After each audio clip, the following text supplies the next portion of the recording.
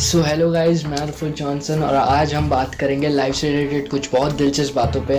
तो दोस्तों, आज के वीडियो में हम क्या करने जा रहे हैं कि जितने हमारे हिंदू भाई बहन लोग हैं, वो लोग कई सारे सवाल होते हैं मसीहत के ऊपर। और मैं आपको पहले ही डिस्क्लेमर दे दूं, मेरा वीडियो किसी के भी फीलिंग्स को हर्ट करने के लिए नया नहीं बनाया मैंने, और ना ही मैं कोई बड़ा स्कॉलर हूँ, लेकिन मैं चाहता था कि मैं इन चीज़ों का जवाब दूँ, इसलिए मैं इन चीज़ों का बिब्लिकली और हिस्टोरिकली मैं इन सब चीज़ों का जवाब दूंगा। क्योंकि हमने एक रिसेंटली एक वीडियो देखा था जिसमें एक भाई ने कई सारे अपने वीडियो में सवाल पूछा था, तो हमने सोचा क्यों नहीं उनका एक रिस्पॉन्स दे दें, क्योंकि बहुत सारे मेरे भाई बहन लोग इन सब चीज़ों में कन्फ्यूज़ हो जाते हैं, इन सारे क्वेश्चन में। तो without any further delay, let's get into this video.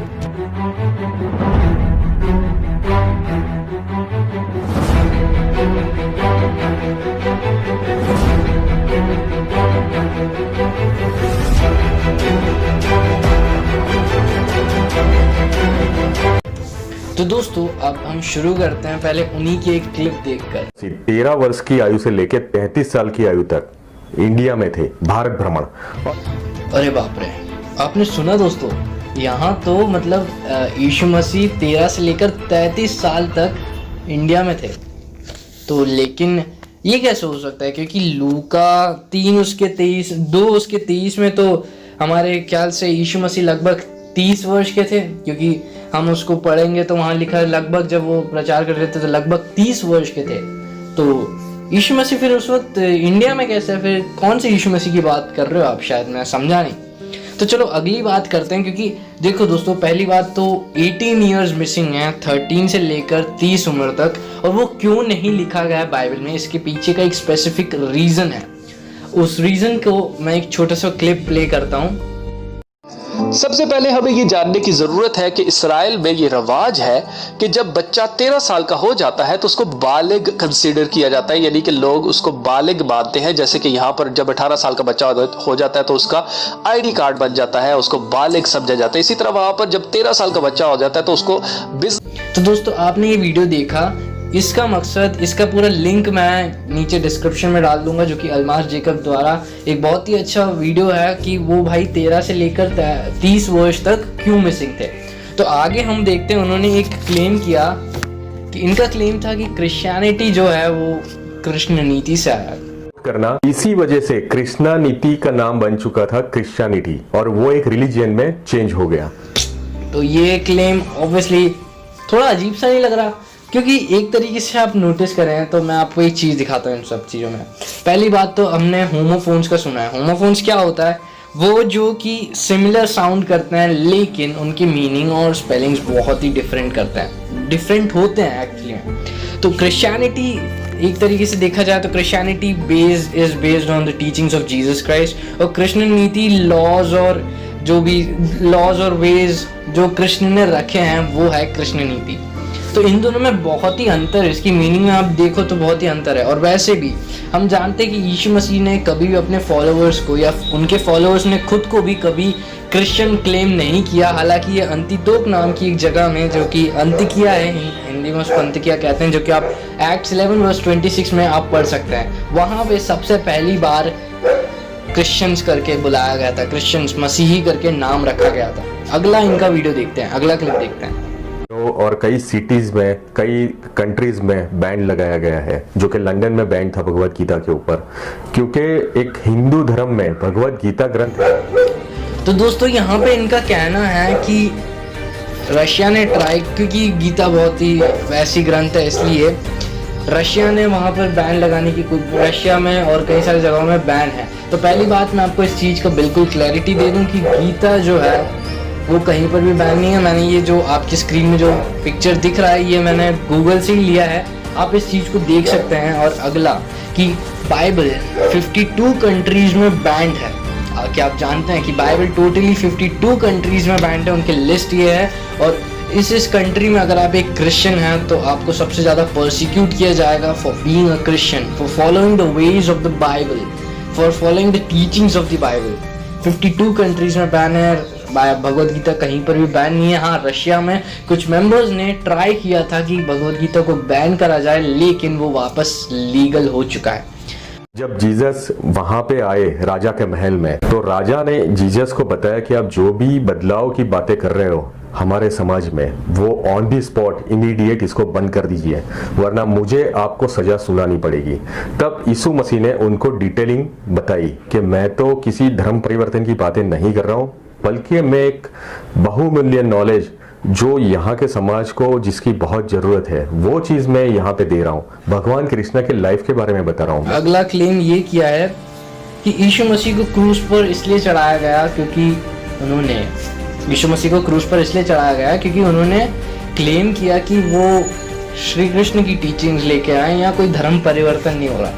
तो पहली बात तो भाई देखो, आप इनकी वीडियो से साफ साफ समझ सकते हैं कि अगर हम बिना जाने किसी भी चीज़ के बारे में अनदेखा ऐसे ही बोलता जाऊंगा तो उसका मतलब कितना गलत हो जाएगा, वो कितनी अजीब सा सुनने को आएगा। तो अभी इन्होंने कहा कि यीशु मसीह को इसलिए क्रूस पर चढ़ाया गया क्योंकि उन्होंने वहाँ बताया कि वहाँ वो भगवत गीता की टीचिंग्स को दे रहे थे। पहली बात, टीचिंग्स यीशु मसीह की क्या थी? पहली बात टीचिंग्स ये थी कि हमें परमेश्वर से पूरा प्रेम करना चाहिए, हमें हिपोक्रेट नहीं होना चाहिए, और हमें क्या क्या चीज़ें, अच्छी चीज़ें हमें बताया कि हम कैसे लाइफ अपनी जिए, कि कल के बारे में ना सोचें, क्योंकि परमेश्वर हमारे बारे में हमसे प्यार करता है, इसलिए वो जानता है कि कल तुम्हारे साथ क्या होगा, इसलिए कल की टेंशन लेने की ज़रूरत नहीं है। ये सारी टीचिंग्स थी। अगर आपको और डीप में जाना है तो मैं आपकी इनकी टीचिंग्स के भी लिंक डाल दूँगा डिस्क्रिप्शन में। और इन्होंने कहा कि उनको क्रूस पर इसलिए चढ़ाया गया क्योंकि वो भगवत गीता के बारे में बता रहे थे। नहीं, यहाँ पर एक बहुत बड़ी मिस्टेक हो चुकी है। तो पहले हम देखें तो जीसस को क्रूस पर इसलिए चढ़ाने का सबसे पहला कारण ये था कि उन्होंने अपने आप को मसीहा होने का दावा किया, जो कि पूरे इतिहास में किसी ने नहीं किया बाइबल के। और जब उन्होंने वहाँ यहूदी कल्चर में कहा कि यार मैं ही मसीहा हूँ जिसका दावा भविष्यवक्ताओं ने किया, तो वहाँ के जो यहूदी फरीसी लोग थे वो उनसे बहुत जलने लगे, पहली बात। और कई सारे हमारे भाई बहन लोग कहते हैं, हिंदू भाई बहन लोग, कि यीशु मसीह ने श्री कृष्ण को अपना पिता कहा। तो पहली बात मैं आपको बता दूं, यीशु मसीह एक यहूदी था, एक यहूदी मनुष्य थे। तो उनका जो मूल पिता है, या जिनको वो अपना पिता कह रहे थे, जिनको अपना गॉड मान रहे थे, वो याहवे है, the one and only God. क्योंकि हम जानते हैं कि यहूदी एक मोनोथीस्टिक रिलीजन है जो कि वन गॉड पे बिलीव करती है, इसलिए यहूदी होने के खातिर जीसस जिसको गॉड या जिसको फादर कह रहे थे, वो हमारे बाइबल में लिखा हुआ याहवे का the very called name of Yahweh. और वहाँ पर यीशु मसीह दावा भी करते हैं अपने आप का याहवे होने का। तो बाइबल में हम ये सारी चीज़ें बहुत पढ़ते हैं। अगर आपको ट्रिनिटी के ऊपर एक वीडियो चाहिए तो आप मेरे को डिस्क्रिप्शन में बता देना, मैं आपको ट्रिनिटी के ऊपर भी एक वीडियो दूंगा। दूसरा कि फरीसी लोग जो थे वो हिपोक्रेट्स थे, जैसे कि मैंने आपको कहा। तो फरीसी लोग यीशु मसीह से बहुत जलते थे क्योंकि यीशु मसीह की टीचिंग्स एक तरीके से उनको बहुत चुभती थी। पहली बात कि वो फरीसियों का कहना था ना कि वो चुंगी लेने वाले लोगों से बहुत अलग रहते थे, वो पापियों से उतना बात नहीं करते थे। But Jesus was called as the friends of sinners, क्योंकि वो पापियों के साथ उठते थे, पापियों के साथ बैठते थे, क्योंकि हम मनुष्य एक पापी हैं। क्योंकि हमने, बाइबल कहती है कि हम सब परमेश्वर के सामने एक पापी हैं, क्योंकि हमने उसके लॉस को तोड़ा है और हम पाप में जा नहीं लग रहा कि मतलब आप देखिए इधर कह रहे हैं कि यीशु मसीह 3 दिन तक क्रॉस पर लटके रहे, क्या ये कैसा हुआ? क्रॉस पे लटकाया गया। टोटल क्रॉस पे जो लटके थे वो 3 लोग थे। उसमें से पहले ही दिन जो उनके अनुयायी थे उनकी डेथ हो गई, मतलब कि उन्होंने अपना शरीर छोड़ दिया था, प्राण छूट चुके थे, मर चुके थे। यीशु मसीह लगातार 3 दिन तक जिंदा रहे, क्रॉस के ऊपर लटके रहे। जब यीशु मसीह के अनुयायी आए जो यीशु मसीह को लव करते थे, और जब वहां पे आए तो यीशु मसीह ने बोला मुझे क्रॉस से नीचे उतारो। उन्होंने क्रॉस से यीशु मसीह को नीचे उतारा और क्रॉस वापिस जहां था वहां पे रख दिया। अब यीशु मैथ्यू चैप्टर 27 वर्स 11 to 14 में पढ़ते हैं, वहां पे पायलेट जो वहां का राजा था, जो उनके बीच में, पायलेट और जीसस के बीच में एक कन्वर्सेशन को दिखाया गया है। तो वहां पायलेट पूछता है कि क्या तू यहूदियों का राजा है? तो यीशु मसीह ने कहा तू खुद ही कह रहा है। तो ये जो कन्वर्सेशन है वहाँ पर, ये कन्वर्सेशन है, वहाँ कोई धर्म परिवर्तन वगैरह की नहीं है। अगर आपने एक बार भी बाइबल खोल के पढ़ा होता तो शायद आप इस कंफ्यूजन में नहीं आते। अगला उनका कहना था कि भाई यीशु मसीह 3 दिन तक क्रॉस पर लटके रहे। ये बहुत ही वाहियात सा क्वेश्चन था क्योंकि मेरे को समझ में नहीं आया ये कौन से इतिहास को पढ़ रहा है। रोमन हिस्ट्री ऐसा था कि वो क्रॉस पर लटकाने के बाद उन लोग को मार देते थे। अब जैसे कि आप देख सकते हैं यूहन्ना उसके 19 उसके 32 वर्स 34 में 32 में लिखा है, सैनिकों ने आकर उन मनुष्यों को जो उससे पहले उनकी टांगें तोड़ी, एक तब दूसरे की, और फिर उनके साथ पर जो आजू बाजू पे जो चढ़ाए गए थे उनकी टांगें तोड़ी जा रही थी। और उनके आजू बाजू पे जो चढ़ाए गए थे वो लोग उनके अनुयायी नहीं थे, वो लोग चोर थे। जैसा कि मैथ्यू चैप्टर 27:38 में लिखा है, उनको चोरों के साथ टांगा गया था, उनके अनुयायी नहीं थे। और यीशु मसीह वहीं पर अपना जान, पहले दिन ही उसके तीसरे पहर पे यीशु मसीह अपनी जान देते हुए हमें वो भी मिलता है जो कि है मैथ्यू चैप्टर 27 वर्स 50 में।